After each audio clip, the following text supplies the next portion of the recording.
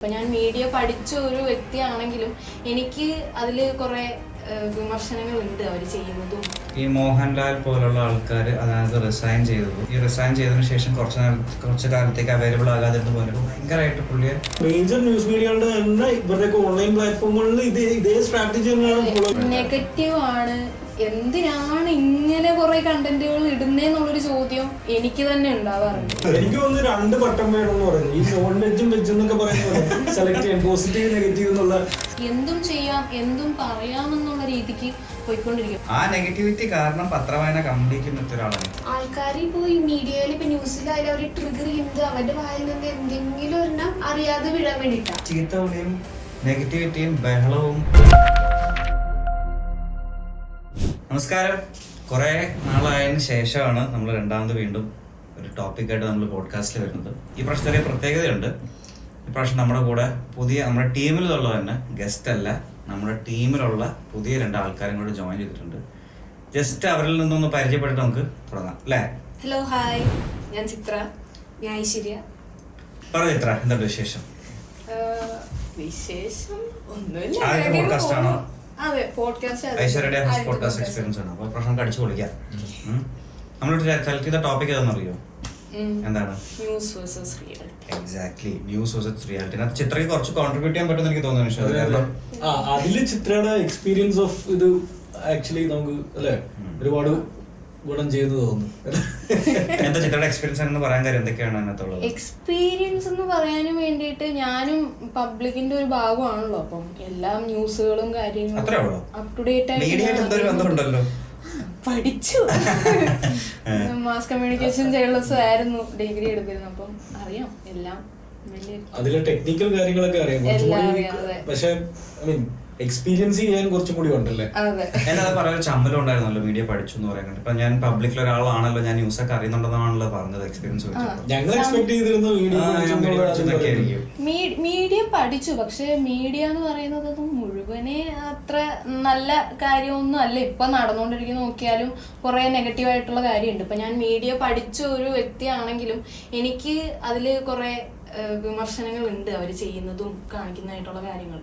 അപ്പൊ അതുകൊണ്ടൊക്കെ തന്നെയാണ് അവിടെ നമുക്ക് നമ്മുടെ എത്തിക്സിന് കാര്യമില്ല, അവരുടെ ഓർഗനൈസേഷന്റെ എത്തിക്സിനായിരിക്കും പ്രയോറിറ്റി എപ്പോഴും വരിക. അപ്പൊ കോൺട്രിബ്യൂട്ട് ചെയ്യാൻ ആ ഒരു ഫീൽഡിൽ കോൺട്രിബ്യൂട്ട് ചെയ്യാനൊന്നും ഉണ്ടാകില്ല എന്നൊരു തോന്നലുണ്ടോ? അതുകൊണ്ടാണോ? ഇല്ല, അങ്ങനെയല്ല. വന്നാൽ നമ്മൾ ചെയ്തേ പറ്റുള്ളൂ, കാരണം നമ്മുടെ ജോബാണല്ലോ. ഈ എത്തിക്സ് എന്ന് പറയുമ്പോൾ ഇപ്പം മെയിൻ സ്ട്രീം മീഡിയയുടെ കാര്യമാണോ പറയുന്നത്, യൂട്യൂബ് മീഡിയയുടെ കാര്യമാണോ പറയുന്നത്, സോഷ്യൽ മീഡിയയുടെ കാര്യമാണോ പറയുന്നത്? ഏത് മീഡിയയിലാണ് ഈ പറഞ്ഞ എത്തിക്സ് റിലേറ്റഡ് ആയിട്ടുള്ള സാധനം അല്ല എന്നൊരു ഫീൽ വരുന്നത്? ഇപ്പോഴത്തെ ഒരു ഇത് വെച്ച് നോക്കുവാണെന്നുണ്ടെങ്കിൽ ഒട്ടുമിക്ക എല്ലാത്തിലും അങ്ങനെ നെഗറ്റീവ് ആണ്. എന്തിനാണ് ഇങ്ങനെ കുറെ കണ്ടന്റുകൾ ഇടുന്നേന്നുള്ളൊരു ചോദ്യം എനിക്ക് തന്നെ ഉണ്ടാവാറുണ്ട്. ഇതൊക്കെ ഒരു കോണ്ടന്റ് ആണോ എന്നുള്ളതാണ് ഞാൻ ചിന്തിക്കാറില്ല. മീഡിയ ടെക്നിക്കലി പഠിച്ചുകൊണ്ടാണ് നമ്മൾ ഈ കൈൻഡ് ഓഫ് ചോദ്യങ്ങളൊക്കെ ചിത്രയോട് തന്നെ ചോദിക്കുന്നത്. കാരണം പറഞ്ഞ ആ ഒരു പോയിന്റില് നെഗറ്റീവ് ആണ്, എന്തിനാണ് ഞാൻ അത് ചിന്തിക്കാറുണ്ട്. കാരണം നമുക്ക് അല്ലേ തന്നെ ജീവിതത്തില് കുറെ സ്ട്രെസ്സും ടെൻഷനും പല കാര്യങ്ങളും ഉണ്ട്. അതിന്റെ ഒപ്പം നമ്മളൊന്ന് റിലാക്സ് ചെയ്യാൻ വേണ്ടി ചിലപ്പോൾ TV കാണുന്നത്. പഴയ പോലെ TV കേബിൾ ചാനൽ ഒന്നുമല്ലോ, നമ്മൾ യൂട്യൂബും ഒക്കെയാണല്ലോ മെയിൻ ആയിട്ട് കാണുന്നത്. തുറക്കുമ്പോ തന്നെ ഇതുപോലത്തുള്ള എന്തെങ്കിലും നെഗറ്റീവ് റിലേറ്റഡ് ആയിട്ട് കണ്ടന്റ് ആയിരിക്കും. അതില് മെയിൻ സ്ട്രീം മീഡിയയുടെ യൂട്യൂബ് നമുക്ക് ന്യൂസ് അറിയാനോ അല്ലെങ്കിൽ അങ്ങനത്തെ കാര്യങ്ങൾ പലതും ഉണ്ടാകും. അങ്ങനത്തെ രീതിയിൽ എനിക്കും തോന്നാറുണ്ട് ഭയങ്കര നെഗറ്റീവ് ആണല്ലോ. ആ നെഗറ്റിവിറ്റി കാരണം പത്രവായന കംപ്ലീറ്റ്ലി നിർത്തിയ ഒരാളാണ്. ഇപ്പോഴല്ല, വർഷങ്ങളായി പത്രവായന പോയിട്ട് ന്യൂസ് റിലേറ്റഡ് ആയിട്ടുള്ള ഒന്നും ഫോളോ ചെയ്യാതെ ഒരാളാണ് ഞാൻ. സത്യം പറഞ്ഞാൽ കാര്യങ്ങൾ അറിയാൻ ഇപ്പം പത്രം വായിക്കണമെന്ന് ഇല്ലാത്തൊരവസ്ഥയാണ് അല്ലെ? ഇൻഫോർമേഷൻ നമുക്ക് ഇപ്പം ഡേറ്റ നമുക്ക് എവിടെ അവൈലബിൾ ആണ്. ട്രോളിലടക്കമാണ് ഇപ്പൊ പല ന്യൂസും അറിയുന്നത് ട്രോളിലൂടെയാണ്. എന്നിട്ടാണ് അത് പോയി വായിച്ചു നോക്കുന്നത് ശരിക്കും ട്രോളിലൂടെ കണ്ടിട്ട്. ഇതിലിപ്പം സോഷ്യൽ മീഡിയ അല്ലെങ്കിൽ ഇപ്പം സോഷ്യൽ മീഡിയ എല്ലാം കൂടെ വന്നിട്ട് തന്നെ കോമ്പറ്റീഷൻ ഭയങ്കരമായിട്ട് കൂടിക്കൊണ്ടിരിക്കുകയാണ്. അപ്പൊ ഈ എത്തിക്സ് ഒന്നുമല്ല ഈ നമ്മുടെ കോമ്പറ്റീറ്റേഴ്സിന്റെ അടുത്ത് അടിച്ച് നമുക്കൊന്ന് ഫ്രണ്ടിൽ വരണം എന്നുള്ള ഒരു കോൺസെപ്റ്റില് എന്തും ചെയ്യാം എന്തും പറയാമെന്നുള്ള രീതിക്ക് പോയിക്കൊണ്ടിരിക്കും. അപ്പൊ പണ്ട് തന്നെ ആണെന്നുണ്ടെങ്കിൽ പണ്ടത്തെ മറ്റേ യെല്ലോ ജേർണലിസം ഒക്കെ ഉണ്ടല്ലോ, മഞ്ഞപത്രത്തിൽ മാത്രമേ സെൻസേഷണലിസം എന്ന് പറയുന്ന സംഭവം യൂസ് ചെയ്തിട്ടുള്ളൂ. അപ്പം മീഡിയ എത്തിക്സിൽ പറയുന്നുണ്ട് ഈ സെൻസേഷണലിസം യൂസ് ചെയ്യരുത്, അത് നിങ്ങളെ പബ്ലിക്കിന്റെ ഒപ്പീനിയനെ നിങ്ങൾ ഷേപ്പ് ചെയ്യാൻ വേണ്ടിയിട്ട് യൂസ് ചെയ്യുന്നതാണെന്ന് പറയാറുണ്ട്. പക്ഷെ ഇന്ന് യൂസ് ചെയ്യരുതെന്ന് പറയുന്നുണ്ടോ? അതെന്ന് പറഞ്ഞാൽ പബ്ലിക്കിന്റെ ഒപ്പീനിയനെ ഷേപ്പ് ചെയ്യുന്ന ഒരു സംഭവമാണ് സെൻസേഷണലിസം. അതുകൊണ്ട് പൊതുവെ ഈ നമ്മൾ പണ്ടത്തെ പത്രം എടുത്ത് നോക്കി അങ്ങനത്തെ ഒരു സാധനം യൂസ് ചെയ്തിട്ടുണ്ടാവില്ല, ആകെ മഞ്ഞപത്രങ്ങളിലെ അത് കാണാറുള്ളൂ. ഇപ്പൊ ഫോൺ എടുത്ത് നോക്ക്, ഈ സിനിമ നടിക്ക് സംഭവിച്ചതറിഞ്ഞാൽ നിങ്ങൾ ഞെട്ടു, അങ്ങനെയൊക്കെ കുറെ ഹെഡ്ലൈന്. അത് പക്ഷെ മെയിൻ സ്ട്രീം ന്യൂസ് മീഡിയ അല്ല, അത് യൂട്യൂബ് ഇതേ തന്നെ ഇതിന്റെ എല്ലാം ഓൺലൈൻ പ്ലാറ്റ്ഫോംസിൽ വരുന്നതാണ്. ഫേസ്ബുക്കിലൊക്കെ ക്ലിക്ക് ചെയ്യാൻ വേണ്ടിയിട്ടുള്ള ന്യൂസ് മീഡിയകളുടെ മേജർ ന്യൂസ് മീഡിയകളുടെ തന്നെ ഇവരുടെയൊക്കെ ഓൺലൈൻ പ്ലാറ്റ്ഫോമുകളിൽ ഇതേ സ്ട്രാറ്റജി തന്നെയാണ് ഫോളോ ചെയ്യുന്നത്. സെൻസേഷണലിസം എന്ന് പറയുന്ന ഒരു സംഭവം ഹെഡ്ലൈനിൽ അങ്ങോട്ട് യൂസ് ചെയ്ത് ആൾക്കാരെ അത് ക്ലിക്ക് ചെയ്ത് അത് റീഡ് ചെയ്യിക്കാന്നുള്ളൊരു സംഭവം യൂസ് ചെയ്യുകയാണ്. അവർക്ക് റീച്ച് കിട്ടണം, അവർക്ക് കൂടുതൽ എന്താണ്. പിന്നെ ഒരു ടോപ്പിക്കിനെ കുറിച്ച് എന്ത് വന്നാലും രണ്ടഭിപ്രായം ഉണ്ടാവുമല്ലോ, അപ്പൊ അതിനെ കുറിച്ച് കമന്റ് സെക്ഷനിൽ ഒരു ചർച്ച നടക്കാനും അടിയുണ്ടാകാനും വേണ്ടിയിട്ടുള്ള ഒരു സംഭവം അങ്ങോട്ട് ഇട്ടെടുക്കാണ്. അതൊക്കെ ഈ സ്ട്രാറ്റജിയുടെ പാർട്ടാണ് ശരിക്കും. അവർക്കൊരു വിഷയമല്ല, അവർക്ക് ഈ കമന്റ് ബോക്സിൽ കമന്റ് കൂടുന്നതോറും അവർക്ക് റീച്ച് ആണ് ഉണ്ടായിക്കൊണ്ടിരിക്കുന്നത്. കമന്റ് ബോക്സിൽ കിടന്ന് അടിയിടുന്നവരാണ് സത്യം പറഞ്ഞ പൊട്ടന്മാരെന്ന് പറയേണ്ടത്. അല്ല, ഞാൻ പറയുന്ന ഒരു ജേർണലിസം അല്ലെങ്കിൽ ന്യൂസ് എന്ന് പറയുമ്പോൾ കുറച്ചൊരു എത്തിക്സ് വേണം എന്നുള്ളത്. കാരണം ഇപ്പൊ യൂട്യൂബ് ചാനൽസ് അങ്ങനത്തെ കാര്യങ്ങളൊക്കെ കംപ്ലീറ്റ്ലി, അതായത് ഓരോരുത്തരുന്ന അഭിപ്രായം പറയുന്ന കാര്യങ്ങൾ അതൊക്കെ കംപ്ലീറ്റ്ലി ഡിഫറെന്റ്. അതൊക്കെ ഓരോരുത്തരുടെ പേഴ്സണൽ ചോയ്സ് ആണ്, അങ്ങനെ അവരുടെ എന്ത് ഒപ്പീനിയൻ പറയണം. പക്ഷെ ഒരു മുഖ്യധാര മീഡിയ എന്ന് പറഞ്ഞിട്ട് നടക്കുന്ന ആൾക്കാരില്ലേ, അവര് കുറച്ചൊക്കെ ഒന്ന് കാരണം നമ്മൾ അവരെ ട്രസ്റ്റ് ചെയ്യുന്നുണ്ടല്ലോ. ഈ ബാക്കിയുള്ള യൂട്യൂബ് ചാനലുകളിലേക്ക് എന്ന് പറഞ്ഞു കഴിഞ്ഞാൽ നമ്മുടെ ലക്ഷ്യത്തെ അവരുടെ ക്രെഡിബിലിറ്റി നമുക്ക്, അതെ ഈ ലിങ്കുകൾ കാണുമ്പോൾ നമ്മളൊന്ന് ക്ലിക്ക് ചെയ്തു പോകും. ഇത് പക്ഷെ നമ്മൾ ട്രസ്റ്റ് ചെയ്യുന്നില്ല ആ സോഴ്സുകളിൽ നിന്ന്. അതൊരു എന്റർടൈൻമെന്റ് ആണ് ശരിക്കും, അത് ന്യൂസ് അല്ല. അപ്പം ന്യൂസ് എന്ന് പറയുന്ന സമയം പക്ക ഇൻഫോർമേഷൻ ആണ്, അത് പ്രൊവൈഡ് ചെയ്യുന്നവര് അതില് എത്തിക്സ് കാണിക്കുക എന്നുള്ളത് വളരെ. സത്യം പറഞ്ഞാല് വേറൊരു കൺട്രിയിൽ ഉണ്ടോന്ന് എനിക്കറിയില്ല. നമ്മുടെ ഇന്ത്യൻ കൺട്രി എടുത്തു നോക്കുമ്പോൾ ഇന്ത്യൻ കൺട്രിയുടെ 4th എസ്റ്റേറ്റ് ആയിട്ട് തന്നെ മീഡിയ വെച്ചിട്ടുണ്ട്. നമ്മുടെ ഇന്ത്യയുടെ 4th എസ്റ്റേറ്റ് ആണ് മീഡിയ എന്ന് പറയുന്നത്. അപ്പോൾ ഫാക്ട് നല്ലതുപോലെ ചെക്ക് ചെയ്തിട്ട് കറക്റ്റ് ആയിട്ടുള്ള ട്രൂത്ത് ആയിട്ടുള്ള ഇൻഫർമേഷൻസ് കൊടുക്കുക എന്നുള്ളതാണ് മെയിൻ ഡ്യൂട്ടി മീഡിയയുടെ എന്ന് പറയുന്നത്. പക്ഷെ അത് ഇപ്പോ എനിക്ക് തോന്നുന്നില്ല, എനിക്ക് മീഡിയ വിശ്വസിക്കാൻ തന്നെ ഞാൻ മനസ്സിലാക്കും. എന്റെ അഭിപ്രായം തെറ്റായിരിക്കും, എന്റെ അഭിപ്രായം മാത്രമാണ്. അതായത് മീഡിയ നമുക്ക് തരുന്ന news it is basically third party reporting. ഇപ്പൊ ഫറീസും നിഷാദും സംസാരിച്ചു, റിപ്പോർട്ട് വരുമ്പോൾ എന്തായിരിക്കും, ഫറീസും നിഷാദും സംസാരിച്ചു അല്ലെങ്കിൽ അവർ തമ്മിൽ കൂടിക്കാഴ്ച നടത്തി സംസാരിച്ചു, ഒരു എക്സാമ്പിൾ ആണ്. അല്ലാതെ ഞങ്ങൾ സംസാരിച്ച എന്താന്നുള്ളതിന്റെ അവരുടെ ഒപ്പീനിയൻ പറഞ്ഞിട്ട് ആ ഒപ്പീനിയൻ ആണ് നടത്തുന്നത്. ഈ സെൻസേഷണലിസത്തിന്റെ ഭാഗമായിട്ട് കാണിക്കുന്നത് ഈ ചാനൽ ചർച്ചകൾ, അതൊക്കെ ഇപ്പൊ ഏത് എക്സ്റ്റെന്റിലാണ് പോകുന്നത്? ഒരു ഗസ്റ്റിനെ ഫോൺ വിളിച്ചിട്ട് അവർ ഇൻസൾട്ട് ചെയ്യുന്ന പോലെയാണ് പലരും സംസാരിക്കുന്നത്. അത് മാത്രമല്ല ഒരാളെ ഫോൺ വിളിച്ചു കഴിഞ്ഞാൽ അത് അങ്ങനെ ഒരു ഷോ ആണെന്നും, അല്ലെ ഷോ അല്ല, ഒരു ന്യൂസ് റിപ്പോർട്ടിംഗ് ആണെന്ന് അയാളെ പറഞ്ഞിട്ട് മനസ്സിലാക്കിയിട്ട് വേണം അയാളിൽ നിന്ന് ഇൻഫർമേഷൻ എടുക്കാൻ. ഇത് അയാളുടെ പേഴ്സണൽ ഇൻഫർമേഷൻ തന്നെ കളക്ട് ചെയ്തിട്ടാണ് പറയുന്നത് ഇത് ലൈവ് ആയിരുന്നു. ഈ അടുത്ത് അനന്യയുടെ ഇഷ്യൂ, അതൊക്കെ സത്യം പറഞ്ഞു കഴിഞ്ഞാൽ ഒരാളുടെ എന്താ പറയുന്ന ഒരാളുടെ പേഴ്സണൽ ഇതിലേക്കുള്ള കടന്നു കയറ്റം എന്ന് തന്നെ പറയാൻ പറ്റത്തുള്ളൂ. അതൊന്നും ഒരു മീഡിയ എന്ന് പറയുന്നത് എല്ലാവരുടെയും പൊതുവായിട്ട് അറിഞ്ഞിരിക്കേണ്ട ഇൻഫർമേഷൻ പ്രൊവൈഡ് ചെയ്ത്, അല്ലാതെ ബാക്കിയുള്ളവരുടെ കടപ്പുറം നടക്കേണ്ട കാര്യങ്ങളും അല്ലാതെ ഉള്ളിൽ നടക്കുന്ന കാര്യങ്ങളും അറിയിക്കാൻ വേണ്ടിയിട്ടുള്ളതല്ല. മീഡിയക്ക് അങ്ങനെ ഒരു റൂള് തന്നെ കൊടുത്തിട്ടുണ്ട്. ഒരാളുടെ അനുവാദം ഇല്ലാതെ അയാളുടെ പേഴ്സണൽ കാര്യങ്ങളിൽ ചോദ്യം ചെയ്യുക, ഇടപെടുക, അത് എന്താണ് വീഡിയോസ് ആക്കി പുറത്തു വിടുക, അവരുടെ അനുവാദം ഇല്ലാതെ ചെയ്യരുത് എന്നുള്ളത് ഉണ്ട്. പക്ഷെ പിന്നെ അത് ഒരാളുടെ പേഴ്സണൽ സ്പേസ്, അത് ഒരു വ്യക്തിയുടെ അനുവാദമാണ്. വേറൊരു കാര്യമുണ്ട്, ഇത് നല്ലൊരു വശവും ഇതിലൂടെ മീഡിയ കുറെ ഭയങ്കര ഇപ്പം നമ്മള് കറപ്ഷനൊക്കെ ഒത്തിരി പുറത്തു കൊണ്ടുവന്ന മീഡിയ ജേർണലിസം ഉണ്ടായിട്ടുണ്ട് ഇതിനു മുന്നേ ഇന്ത്യയില്. കറപ്ഷൻ തെഹൽക്ക, ഞാൻ അതാണ് ശരിക്കും പറഞ്ഞത്. ആ ഒരു ഓപ്പറേഷൻ ശരിക്കും, ആ സ്റ്റിംഗ് ഓപ്പറേഷൻ ശരിക്കും ആ ജേർണലിസം കൊണ്ടാണ് ആ ഒരു പല കാര്യങ്ങളും പുറത്തു കൊണ്ടുവന്നത്. അങ്ങനെ ഈ ഒരു കാര്യങ്ങള് എല്ലാം നല്ല വശങ്ങളാണ്. ഇത് എന്ന് പറയുന്നത് ആൾക്കാർക്ക് ബുദ്ധിമുട്ടുണ്ടാക്കുന്ന രീതിയിൽ പല പ്രവർത്തനങ്ങളും നടക്കുമ്പോഴത്തേക്ക് ഇതെന്താന്ന് വെച്ചാൽ ആർക്കും ഒരു ബുദ്ധിമുട്ടും ഇല്ല. പക്ഷെ ഇത് വാർത്തയാക്കാനുള്ള സ്കോപ്പ് ഉണ്ടെങ്കിൽ ആരുടെയും പേഴ്സണൽ കാര്യങ്ങൾ കയറി ഇടപെട്ട് വാർത്തയാക്കാന്നുള്ളത്. ഓപ്പറേഷൻ ചെയ്യാം. അയാള് ഇപ്പൊ നമ്മൾ ചെയ്യാൻ പോകുന്ന വ്യക്തി എന്തെങ്കിലും തെറ്റ് ചെയ്തിട്ടുണ്ട് അല്ലെങ്കിൽ ആ സൈഡില് തെറ്റുണ്ട് എന്ന് ഉറപ്പുണ്ടെങ്കിൽ മാത്രം. അല്ല അത് വേറെ ചിലപ്പോൾ പറഞ്ഞ സ്റ്റിംഗ് ഓപ്പറേഷനും ഈ പറഞ്ഞ പോലത്തെ ഒരു കറപ്ഷൻ റിലേറ്റഡുള്ള ജേർണലിസ്റ്റ് ഹെൽക്കൊക്കെ പിന്നെ അയാൾക്ക് പുള്ളിക്ക് സംബന്ധിച്ച് പുള്ളി എന്തായാലും അലിഗേഷനെ പെട്ടത് അതിന്റെ പോയി.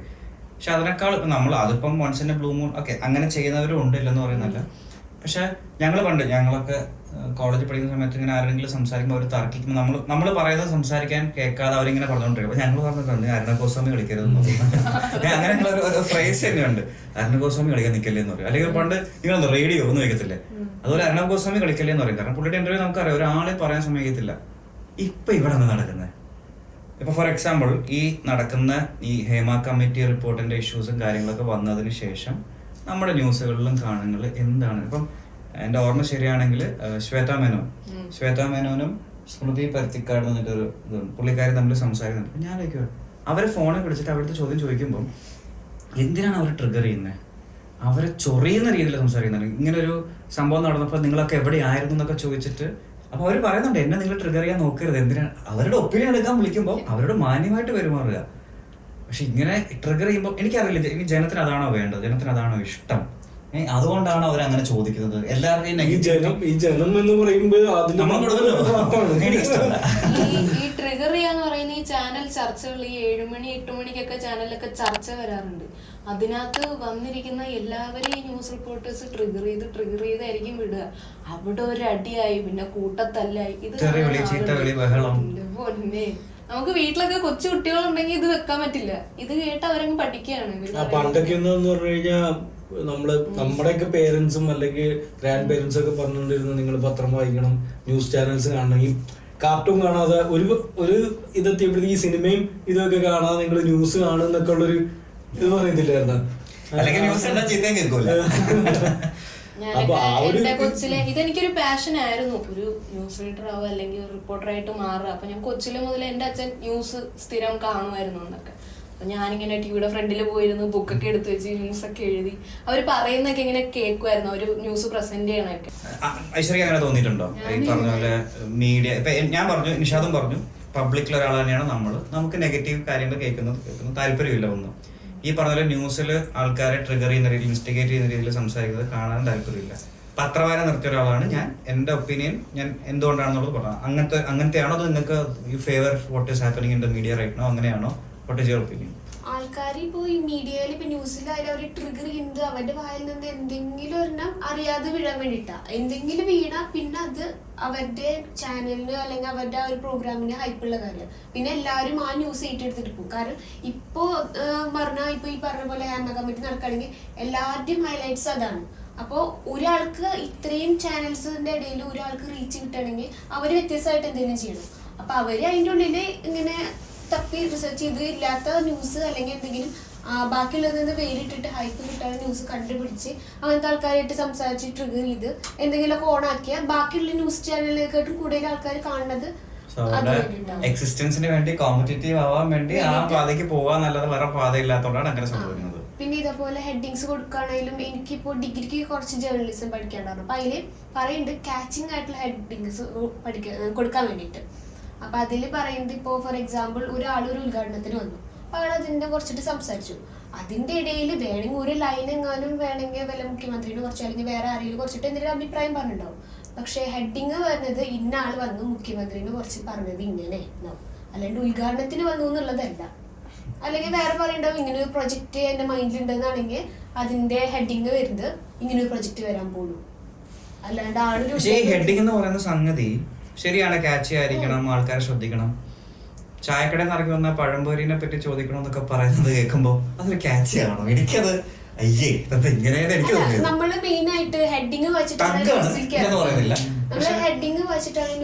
ഇറങ്ങുക. അപ്പൊ നമ്മളെ ഹെഡിങ് വെച്ചത് എന്താന്ന് അറിയാൻ വേണ്ടി എന്ന് മുതല്, അതായത് ഞങ്ങളുടെ ചെറുപ്പകാലത്ത് അങ്ങനൊന്നും ഇല്ല. ഇപ്പൊന്ന് പറഞ്ഞാ ബിസി ലൈഫ് കൊണ്ടടക്കുന്ന ഒരു സൊസൈറ്റിയാണ്.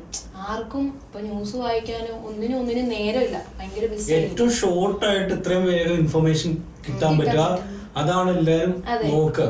പിന്നെ ജേർണലിസത്തിൽ വേറൊരു കാര്യം എന്താന്ന് പറഞ്ഞു കഴിഞ്ഞാൽ ഇപ്പം മീഡിയ ചോദിക്കുന്നത് ഒരു സാമൂഹിക പ്രതിബദ്ധത ഉള്ള ഒരു രീതിയിലാണോ അതോ ഒരു ബിസിനസ് ആണോ എന്നുള്ള കാര്യമാണ്. ഈ പറയുന്ന എല്ലാ ആൾക്കാരും വർക്ക് ചെയ്യാണ്, അവർക്കെല്ലാം ശമ്പളം കൊടുക്കണം, ഈ TRP റേറ്റിംഗ്, ഇതൊക്കെ വലിയ ഫാക്ടേഴ്സ് ആയി വരുന്ന സമയത്ത് ഇവർക്ക് പരസ്യം കിട്ടണമെങ്കിൽ ആരെയും ഉപദ്രവിക്കാൻ പറ്റത്തില്ല, പ്രമുഖന്മാരുടെ പേര് പറയാൻ പറ്റത്തില്ല. ഇവിടെയൊക്കെ അവിടെയൊക്കെയാണ് ഒരു ബിസിനസ് പെർസ്പെക്റ്റീവിലോട്ട് മാറുന്നത്. കാരണം ഇന്നത്തെ കാലത്ത് എന്ത് കൈൻഡ് ഓഫ് കാര്യം ആണെങ്കിലും ആൾക്കാർക്ക് ഈ ഒരു മീഡിയ ആസ് എ ഓർഗനൈസേഷൻ എന്ന് പറയുമ്പോൾ അവിടെ കുറെ ആൾക്കാർ പണിയെടുക്കുന്നുണ്ടല്ലോ. ഇവർക്കൊക്കെ പ്രോപ്പറായിട്ട് സാലറി കൊടുക്കണം, ഇവർക്കൊക്കെ ആ ഒരു ഓർഗനൈസേഷൻ കൊണ്ടു നടക്കണം. ഇങ്ങനെയൊക്കെ പറയുമ്പോഴത്തേക്ക് ഫോർമാറ്റ് മാറുന്നതിനൊപ്പം മാറി സഞ്ചരിക്കുകയാണ്. അതില് എനിക്ക് നമ്മൾ പറയുന്നത് ഇത്രേ ഉള്ളൂ. അപ്പൊ ഇത് ശരിക്കും മീഡിയക്കാരുടെ കുഴപ്പമാണോ അതോ ഇത് എന്റർടൈൻ ചെയ്യുന്ന പബ്ലിക്കിന്റെ കുഴപ്പമാണോ? അവിടെയാണ് ആ ചോദ്യം വരുന്നത്. ഇതേ കൈൻഡ് ഓഫ് ന്യൂസ് കേൾക്കാനും ഇപ്പൊ നമ്മൾ ഒരു മാർക്കറ്റിംഗ് ഒരു സാധനം ഒരു ബ്രാൻഡ് ഇറക്കുകയാണെന്ന് ഉദ്ദേശിക്കുക, നമ്മളൊരു ടാർഗറ്റ് ഓഡിയൻസിനെ നമ്മൾ സ്റ്റഡി ചെയ്തില്ലേ, മാർക്കറ്റ് സ്റ്റഡി നടത്തും. അവിടെ മാർക്കറ്റ് സ്റ്റഡി നടത്തുമ്പോൾ അവർക്ക് ഈ പ്രൊഡക്റ്റ് ആവശ്യമുണ്ടോ എന്നുള്ള കാര്യം നമ്മൾ സ്റ്റഡി ചെയ്തിട്ടായിരിക്കും നമ്മൾ ആ പ്രൊഡക്റ്റ് ഇറക്കുന്നുണ്ടാവും. ഇതേ സാഹചര്യം തന്നെ ആയിരിക്കും അവരും ഒരു മാർക്കറ്റ് സ്റ്റഡി നടത്തിയിട്ടായിരിക്കും ഇന്ന സ്ഥലത്ത് ഒരു പുതിയ ചാനൽ തുടങ്ങുന്നുണ്ടാവുക. ആ ചാനൽ തുടങ്ങുമ്പോൾ എന്താണ് അവരുടെ ശ്രോതാക്കൾക്ക് ഇഷ്ടം അല്ലെങ്കിൽ കാണുന്നവർക്ക് ഇഷ്ടം എന്നുള്ളൊരു സ്റ്റഡി അവരും ചെയ്യുന്നുണ്ടാവും. ടെക്നിക്കലി ഇത് എൻജോയ് ചെയ്യുന്നത് വലിയൊരു പെർസെന്റേജ് ഓഫ് ആൾക്കാർ ഉണ്ട്. Even as A human being നമുക്കും രണ്ട് കൈൻഡ് ഓഫ് സൈഡ്സും ഉണ്ടാവും. ഇതിനെ എതിർക്കുന്ന ഒരു സൈഡും ഉണ്ടാവും, വേറൊരു സൈഡിൽ ഇതൊക്കെ എൻജോയ് ചെയ്യുന്ന ഒരു സൈഡും ഉണ്ടാവും. അപ്പം പക്ഷെ അവിടെ ഞാൻ പറയുന്ന അതിൽ വരുന്ന വ്യത്യാസം എന്ന് പറയുന്ന ഈ പറയുന്ന എന്റർടൈൻമെന്റ് മാധ്യമങ്ങൾ കുറെ ഉണ്ട്. പക്ഷെ ഈ പറയുന്ന നമ്മൾ ട്രസ്റ്റ് ചെയ്യുന്ന വലിയ വലിയ മീഡിയകളില്ലേ അവർക്കൊരു എത്തിക്സ് വേണം. ഇത് രണ്ടും വേറെയാണ്. ഒന്ന് എന്റർടൈൻമെന്റിന് വേണ്ടി മാത്രമുള്ള ഇൻഫർമേഷൻ, അതൊരു വാലിഡ് പോയിന്റ് ആണ്. അത് ഓരോ ബേസിലും വയസ്ഡും ആയിരിക്കാം. എന്തോ പോയിന്റ് ഞാൻ പറഞ്ഞ പോലെ നമുക്ക് ഓരോരുത്തർക്ക് ഓരോ സൈഡ് നോക്കാം. നിങ്ങൾ ജെൻസി അല്ലേ? എന്തായാലും ജെൻസിക്ക ഞാൻ കഴിഞ്ഞ ദിവസം ഡിസ്കസ് ചെയ്തപ്പോൾ പറഞ്ഞു, ഞാൻ ഇപ്പം ഫേസ്ബുക്ക് ഉപയോഗിക്കാറില്ല, എന്നാലും ഉണ്ടായിരുന്ന കാലം ഫേസ്ബുക്ക് ഉപേക്ഷിക്കാനുള്ള കാര്യം ഈ അമ്മാവൻമോക്ക് എന്ന് പറഞ്ഞ സംഗതി ആയതുകൊണ്ടാണോ എന്തെങ്കിലും ഒരു സാധനം വരുമ്പോൾ ഇൻസ്റ്റാഗ്രാമിലൊക്കെ ആണെങ്കിൽ ഇപ്പൊ ഇൻസ്റ്റാഗ്രാമും ഇല്ല, പക്ഷെ അതിനെ കുറിച്ച് എനിക്ക് വേറൊരു പോയിന്റ് അതായത് കാണുമ്പോൾ എന്തെങ്കിലും നമുക്കിപ്പോ എന്റർടൈൻമെന്റ് സെക്ടറിൽ സ്ക്രോൾ ചെയ്യുമ്പോൾ നമ്മൾ കമന്റ്സ് ഒക്കെ അത് തമാശയാണ്. ആൾക്കാരെ കളിയാക്കുന്ന മാത്രമല്ല ആ തമാശയുണ്ട്, പക്ക തമാശയാണ്. പക്ഷെ ഫേസ്ബുക്ക് കമന്റ് എന്ന് പറഞ്ഞാൽ ചീത്തവിളിയും നെഗറ്റിവിറ്റിയും ബഹളവും ഒരു മനുഷ്യനെ പറ്റി എത്ര മോശമായിട്ട് സംസാരിക്കാവോ എന്ന രീതിയിൽ പോകുന്ന ഒരു സാധനം. അപ്പം ഇത് കുറച്ചുകൂടെ എൽഡർ ജനറേഷന്റെ കുഴപ്പമാണോ അതോ നിങ്ങളെ ജെൻസിയുടെ ഇടയിൽ അങ്ങനെ ഉണ്ടോ? പിന്നെ അതുപോലെ ജെൻസിയിലുള്ള ആൾക്കാരുടെയും കമന്റ് അതുപോലെ ഉണ്ടെന്ന് ടോക്സിക് ആയിട്ട് റിപ്ലൈ ചെയ്യുന്ന ആൾക്കാരുണ്ട്. അതിൽ ഏറ്റവും വ്യത്യാസം എന്താണെന്ന് ഞാൻ വളരെ കൃത്യമായിട്ട് പറഞ്ഞുതരാം.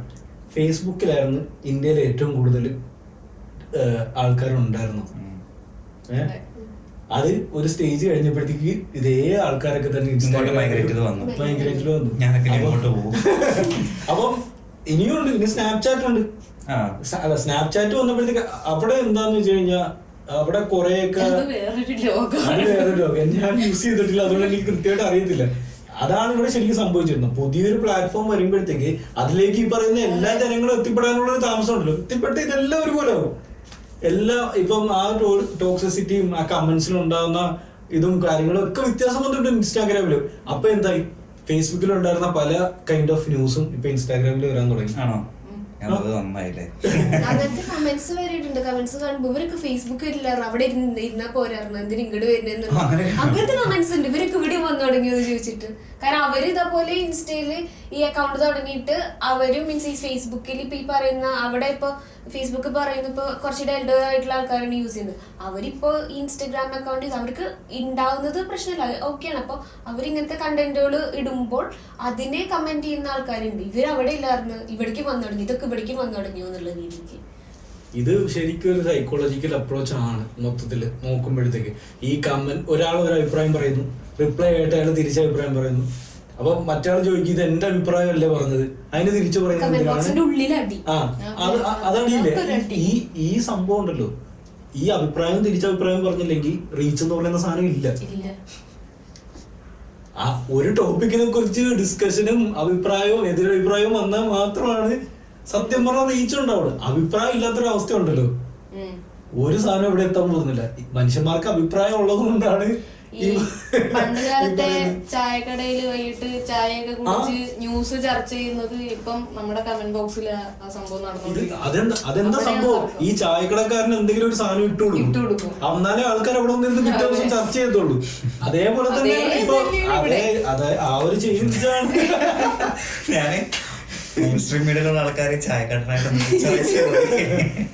ഒരു നിട്ട് കൊടുക്കും. അല്ല, ഓരോ സാഹചര്യങ്ങൾക്കനുസരിച്ച് മാറും. വീട്ടില് എന്താ അടി നടന്ന കാരണം എന്താന്ന് അറിയാൻ നമ്മളായാലും ഒന്ന് നോക്കുക. നമ്മുടെ ബ്രെയിൻ എപ്പോഴും ഇൻഫോർമേഷൻ ഇങ്ങനെ കിട്ടിക്കൊണ്ടിരിക്കാൻ ആഗ്രഹിച്ചുകൊണ്ടിരിക്കുക. അപ്പൊ ഏത് സാഹചര്യത്തിലാണ് ചെന്ന് കൂടുതൽ ഇൻഫോർമേഷൻ കിട്ടുക, നമുക്ക് ഇഷ്ടമുള്ള ഇൻഫോർമേഷൻ നമ്മൾ എപ്പോഴും മേടിച്ചുകൊണ്ടേയിരിക്കും.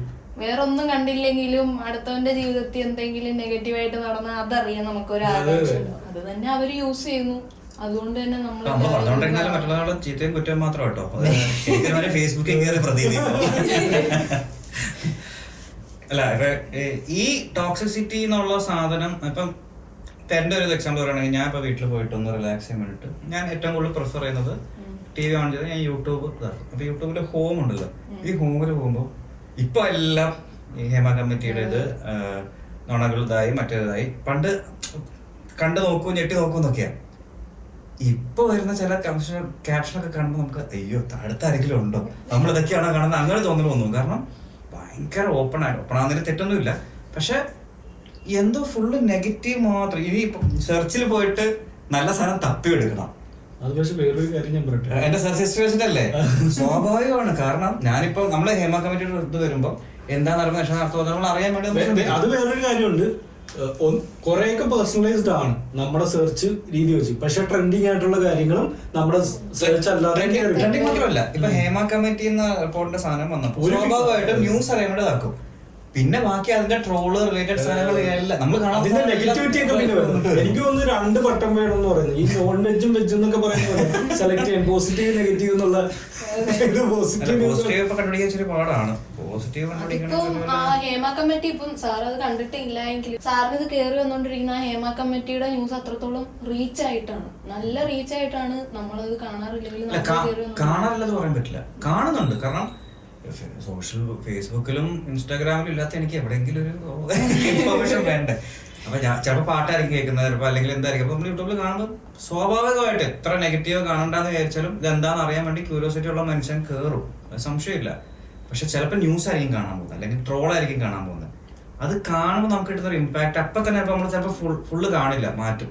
ഈ മാറ്റി കഴിഞ്ഞിട്ട് പിന്നെ നമ്മൾ പിന്നെ ഇപ്പൊ ഫീഡ് മൊത്തം ഇത് തന്നെ. നമ്മളിപ്പോ ഹേമ കമ്മിറ്റിയുടെ എന്തായ ഒരു കാര്യം അറിയാൻ വേണ്ടിയിട്ടാണ്. ഇപ്പൊ റിസൾട്ട് എന്തായി, ഇപ്പൊ കേസ് കുറെ കൊടുത്തിട്ടുണ്ട്, ഇന്ന് റിസൾട്ട് അറിയാൻ വേണ്ടിയിട്ടായിരിക്കും നമ്മൾ പോകുന്നത്. പക്ഷെ അവിടെ ചെല്ലുമ്പോ ഇതൊന്നും ആയിരിക്കില്ല ചർച്ച. അവിടെയാണ് വ്യത്യാസം. നമ്മളെ എന്ത് ചെയ്യും, നമ്മളെ ആ ഒരു പോയിന്റ് ഇട്ട് തന്നിട്ട് അവരാ ലിങ്ക് ക്ലിക്ക് ചെയ്യും. എന്നിട്ട് നമ്മൾ ഉദ്ദേശിക്കുന്ന സാധനം എല്ലായിരിക്കും പക്ഷെ അവിടെ കിട്ടുന്നുണ്ടാവുക. അവര് വേറെ പല കാര്യങ്ങളൊക്കെ ആയിരിക്കും ചർച്ച ചെയ്യുന്നത്. ഈ നമ്മുടെ ടോപ്പിക് തന്നെയാണ്, പക്ഷെ ചെറിയൊരു ഡൈവേർഷന്റെ രീതിയിൽ ഞാൻ ഒരു കാര്യം ചോദിച്ചോട്ടെ. ഹേമ കമ്മിറ്റിയുടെ തന്നെ വെച്ച് വരുമ്പോൾ പല ഡിസ്കഷനും വരുന്നുണ്ട്. ഈ മോഹൻലാൽ പോലുള്ള ആൾക്കാർ അതിനകത്ത് റിസൈൻ ചെയ്തതും, ഈ റിസൈൻ ചെയ്തതിനു ശേഷം കുറച്ച് കാലത്തേക്ക് അവൈലബിൾ ആകാതിരുന്ന പോലെ ഭയങ്കരമായിട്ട് പുള്ളിയെ വല്ലാണ്ട് രൂക്ഷമായിട്ട് വിമർശിച്ചിട്ടുണ്ടായിരുന്നു മീഡിയ. നിങ്ങളുടെ അഭിപ്രായം എന്താ അതിനകത്ത്?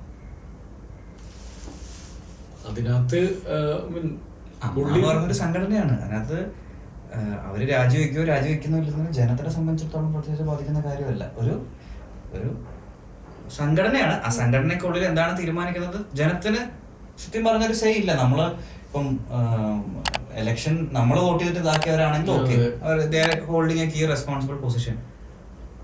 പുള്ളിയുടെ പിറ്റേ ദിവസം പ്രസ് മീറ്റിൽ ക്ലിയർ ആയിട്ട് പറഞ്ഞു പുള്ളി എന്തുകൊണ്ട് ഇതായില്ല. പുള്ളിക്ക് പറയേണ്ടി വന്നു പുള്ളിയുടെ വൈഫിന്റെ സർജറി ആയിട്ട് പുള്ളിക്ക് ബിസി ആയിരുന്നു എന്ന്. ആ അവസ്ഥ ആലോചിച്ച് നോക്കിയത് അതൊരു പ്രൈവറ്റ് തിങ് അല്ലേ, ഒരു പ്രൈവസി പുള്ളിക്ക് കൊടുക്കേണ്ട സാധനമല്ലേ. പുള്ളി മോഹൻലാലാണ്, ശരിയാണ്, ആക്ടറാണ്. പുള്ളി നമ്മളെ പോലെ ഒരു മനുഷ്യനല്ലേ. അതിലൊക്കെ കയറി അമ്മ കമ്മിറ്റിന്ന് അവരെടുക്കാനുള്ളത് അവര് തന്നെ ഡിസ്കസ് ചെയ്തൊരു തീരുമാനം അവരെടുത്തിട്ടുണ്ട്.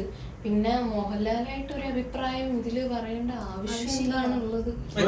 ഒരു മീഡിയ ഇപ്പൊ ഉദാഹരണത്തിന് പുള്ളിക്കെതിരെ ഒരു ആരോപണം വന്നിട്ട് ഓക്കെ പുള്ളി അത് ഒന്ന് റെസ്പോണ്ട്, ഈവൻ അതും റെസ്പോണ്ട് ചെയ്യാതിരിക്കാനുള്ള അവകാശം പുള്ളിക്കുണ്ട്.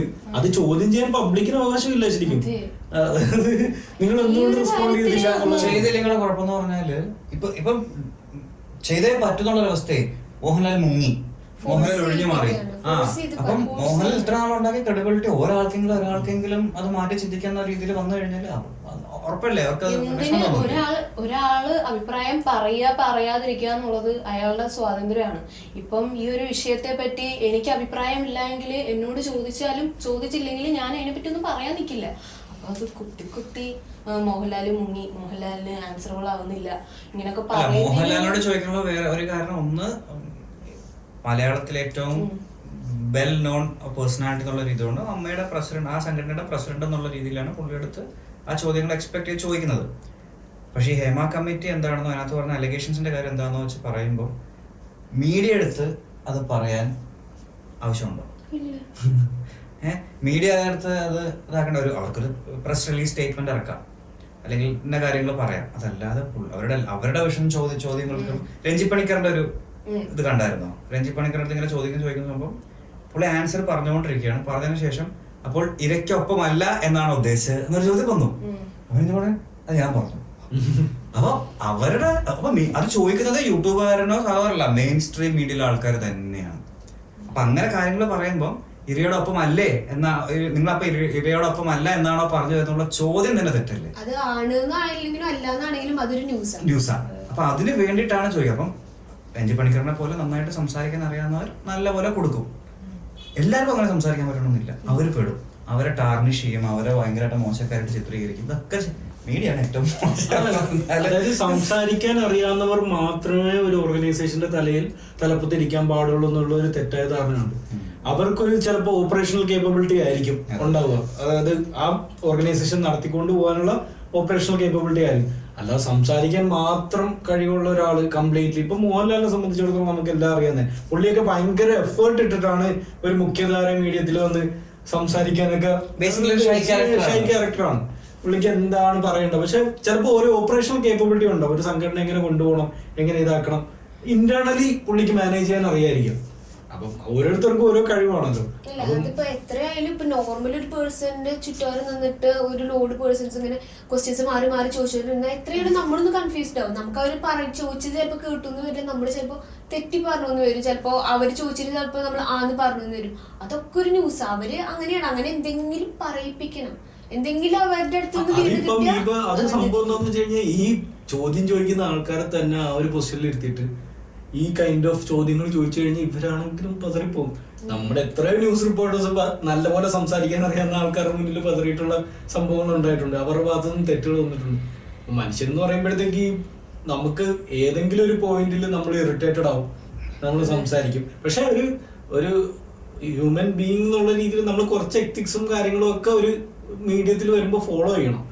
നമ്മളെ വീട്ടിൽ സംസാരിക്കുന്ന പോലെ ബേസിക് ആയിട്ട് ഒരാളോട് ചോദ്യം ചോദിക്കുമ്പോൾ അയാൾക്കും വികാരമുണ്ട്, അയാളും മനുഷ്യനാണ്, കുറച്ച് അയാളൊരു പബ്ലിക് ഫിഗർ ആണ്, അയാൾക്കും പ്രൈവസി ഉണ്ട് എന്ന് പറഞ്ഞൊരു സാധനമുണ്ട്. ഇപ്പം ഇന്ന ആക്ടേഴ്സിനെതിരെയുള്ള ഒരു തോന്നുന്നു, ഞാൻ ഇങ്ങനെ ആലോചിച്ചു, ഇന്ന ആക്ടേഴ്സിനെതിരെയുള്ള ഒരു അലിഗേഷൻ വന്നു.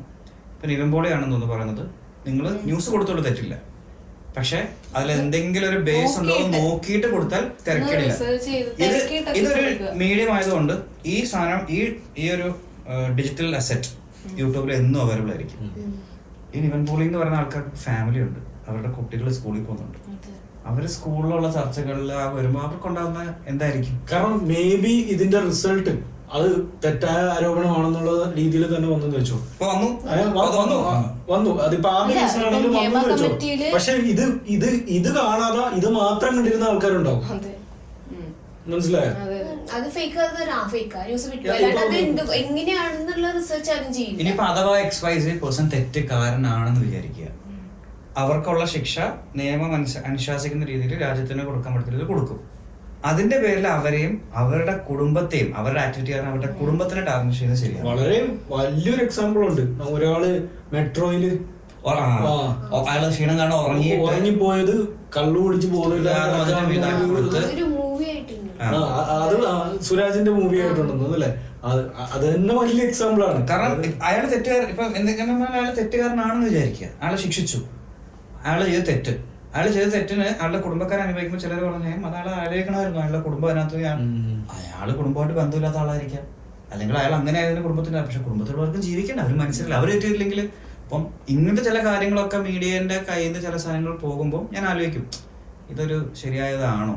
എന്തൊക്കെയാണെങ്കിലും അങ്ങനത്തെ ഒരു രീതിയിൽ ഒരാളുടെ അടുത്ത് പെരുമാറുമ്പോൾ അവർക്കുണ്ടാവുന്ന മാനസികകാരം എന്തായിരിക്കും? അവർക്ക് ഭയങ്കര ട്രോമ ഉണ്ടാവുന്നത്. അവർക്കും പബ്ലിക്കിനെ ഫേസ് ചെയ്യാൻ ചിലപ്പോൾ അവർക്ക് ഇവിടുന്ന് പോകേണ്ടി വരും. ചിലപ്പോൾ എല്ലായിടത്തും കുറച്ച് കഴിയുമ്പോൾ ആൾക്കാർ മറക്കുമായിരിക്കും, വേറെ ഇഷ്ടം വിടുമായിരിക്കും.